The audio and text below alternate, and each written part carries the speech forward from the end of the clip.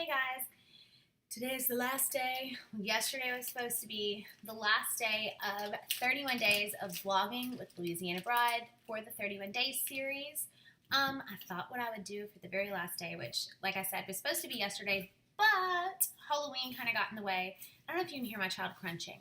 I have him off to the side over here, crunching his little heart out, trying to appease him with cheese balls because he leaves the sitter every day going, cheese, cheese. So anyway, yesterday I was supposed to vlog, but didn't because of Halloween, because I myself thought that trunk or treat at our church started at 5:30 and turns out, at 5 and turns out it started at 5:30, so we got there way early. Anyway, so you're getting your video today, and it's the last video. So, all I wanted to do was talk about the fact that October 31st actually marks the anniversary of Louisiana Bride. I started my blog on Halloween 2008. I started this blog Halloween 2008. I've actually been blogging for much, much longer than that, but I'll talk about that and then I'll get back into Louisiana Bride. So I actually started blogging, I'd say like the late 90s, because it was kind of a thing, but not like a real thing. I don't know. Anybody else do LiveJournal or Zanga? I had a Zanga forever, and actually the other day I tried to, with like thinking about doing this post, I was trying to find my Zanga, and it turns out they're all gone. You're not finding your Zanga anywhere. It's just not there. So anyway, if you were on Zanga at all, leave a comment if you were. I think my scream name was Emma_cat_1 because my email address was @yahoo.com on top of that. That disappeared a few years ago. Anyway, back in the day, all you did was just talk about things. Like, it was kind of just a diary. You ranted and raved, and nobody really read it, so you could say whatever you wanted to. And I did rant and rave on Zanga quite a bit up until college. And I remember somebody like reading it that I knew and getting all irritated with me. And it was like around the time Facebook had really become a thing, and so people would then take the fights to Facebook. It's a hot mess. But that was really the death of my Zanga account. And I might have gone like a year or two where I didn't really write or blog. I think I just let the Zanga die after that because, it was like some drama because I just said what I wanted to, which I would do on here if blogging wasn't what it is today. Anyway, so when I started Louisiana Bride in 2008, we had gotten engaged in August of 2008. And so tongue-tied. The reason why Louisiana Bride was actually started and the reason why it's called Louisiana Bride is because all my bridesmaids at the time when we were planning our wedding lived either out of state or elsewhere. I lived in Monroe at the time, and my good friend Brittany lived in Baton Rouge. My sister lived at home. My cousin Brandy was in Natchitoches, and my best friend Gabby was in Chicago. They were somewhere in Illinois. I think Gabby was living close to Chicago at the time. I'm not totally sure. They lived everywhere. Her husband was in the Marines. It was like a lot of moving. So anyway, I did that so that I could post pictures of like their dresses and decor and all the things you would normally do with your bridesmaids and talk about that I wasn't able to do because they weren't anywhere near me. Like, we couldn't all just get together and go try on bridesmaids' dresses. It wasn't possible. So I would put things up on the blog and they would approve or disapprove, say what they thought.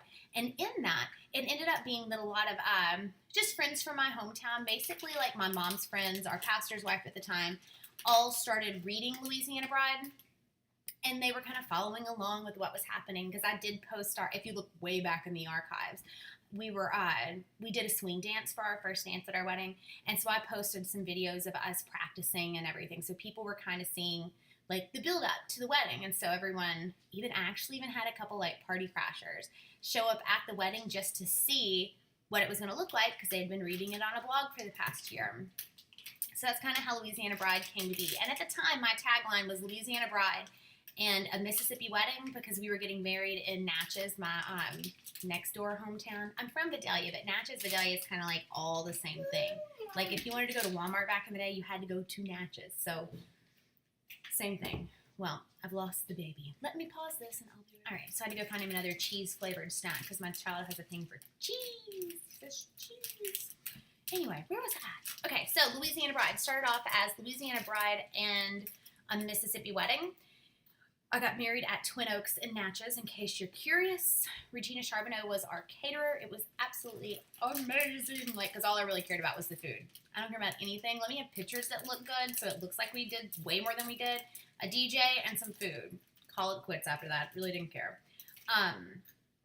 What else? Okay, so at the wedding, actually, I had someone stop me and say, and I'm not going to say names in this because I never know who watches, and it's so weird that people watch these things now.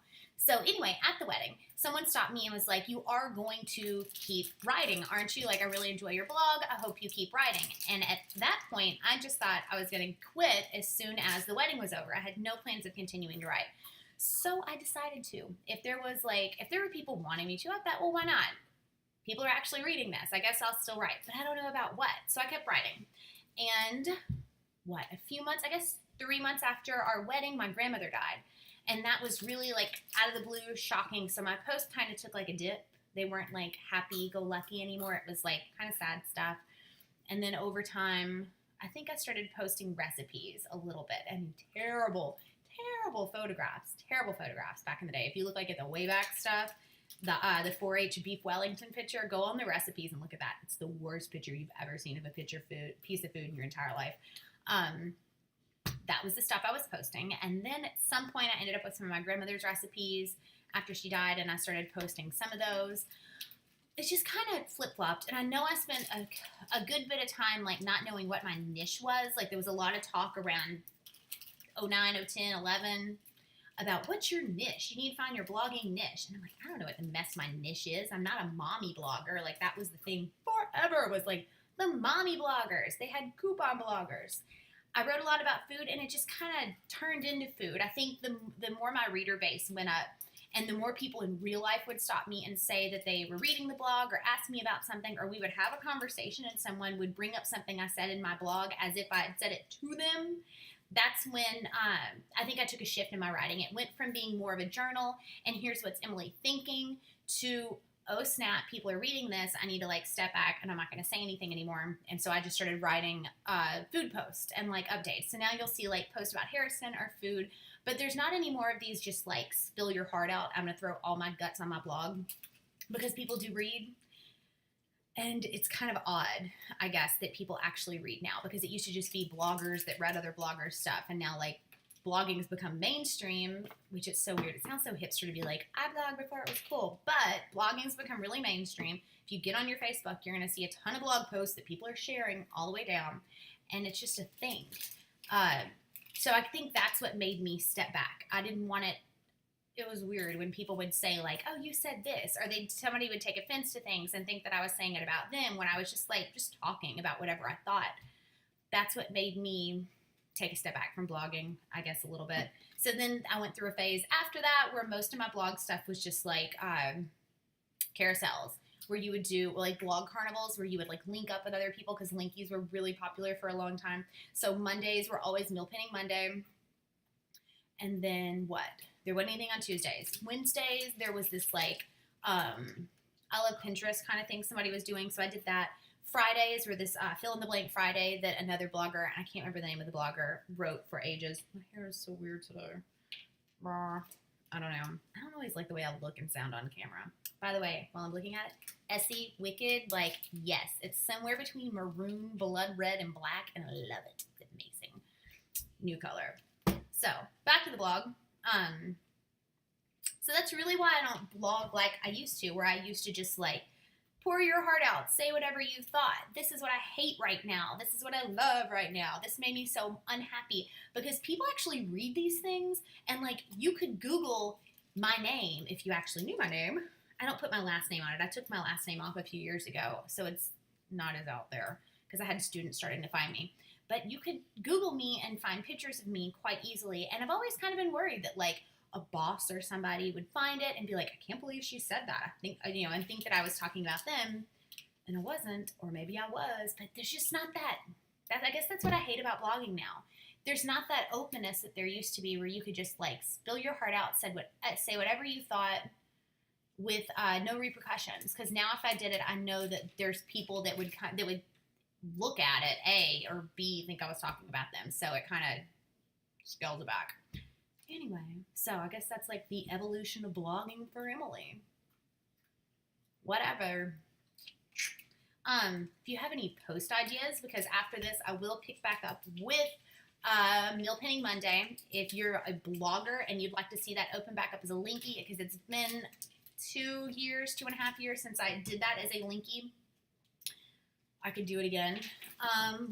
I'll be doing like High Five for Fridays or things that I really like the, oh great, I just had goldfish fly across my living room.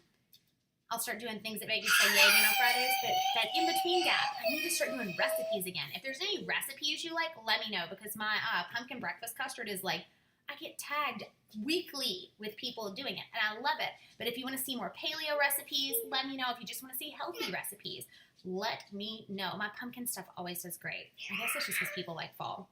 But suggestions, recipes you want to see, if you have a recipe you love that you want me to remake as a healthy recipe, I'm known for destroying lives like that in our house, and I'd love to destroy your husband's life too by making something healthy that he didn't want to eat healthy.